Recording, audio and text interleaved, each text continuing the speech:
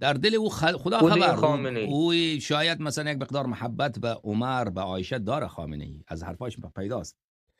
و این که عقایدش بعد عقایدش رو زیاد نمیگه خامنه ای، که او یک کتابی او عالم آنچنانه هم که نیست خامنه ای که عالم بزرگی باشه.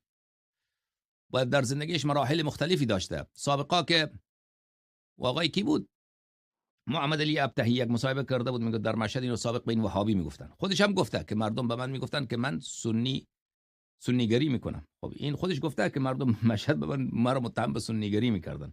خب حتما در یک حرفای میزده که در اون حرفایش یک میلی بوده، یک دوستی بوده نسبت به ابوبکر، به عمر، به عایشه. کسی که میل به دشمنان اهل بیت علیهم السلام داشته باشد، خب اون شیعه خیلی پاکی نیست. این از یک طرف. از جانب دیگر این شخص خب خیلی از لحاظ عملی خیلی به مذهب ضرر رسانده، به شیعیان ضرر رسانده و مذهب را عقب زده و بعد نسبت به امام زمان علیه السلام جسارت کرده. همین که میگه من نایب هستم، اختیارات من اختیارات امام زمان علیه السلام و من ولی مسلمین هستم، امام مسلمین هستم. این اصلا دهنکجی بسیار بزرگه نسبت به امام زمان علیه السلام.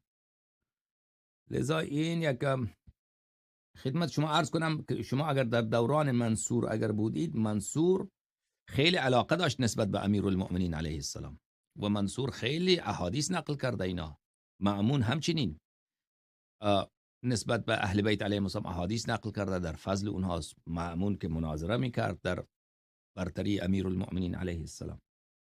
اما خود اینا دستشان وقتی که میرسید و منصور اصلا خیلی هم خوبی میکرد با امام جعفر صادق علیه السلام. یعنی ملاقات هایشان رو که ببینید با امام جعفر صادق علیه السلام، اول میگفت من ایشان رو میکشم، درسته؟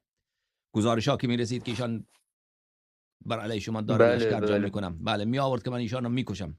بعد امام جعفر صادق علیه السلام با ایشان که صحبت میکرد نرم میشد، میگفت خدا لعنت کنه مردم را، ما و شما پسر عم هستیم، من شما را خیلی به شما علاقه دارم، بیارید اینقدر پول بیارید به ایشان بدید، با عزت و احترام حضرت برمیگردانید.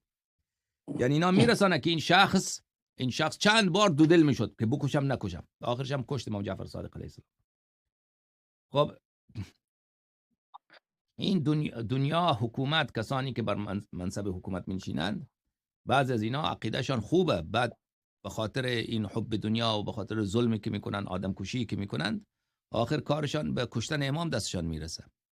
امام عصر علیه السلام را خداوند متعال در کنف غیبت حفظ فرموده و الا خامنه ای شاید اگر دستش میرسید میکشت امام زمان علیه السلام.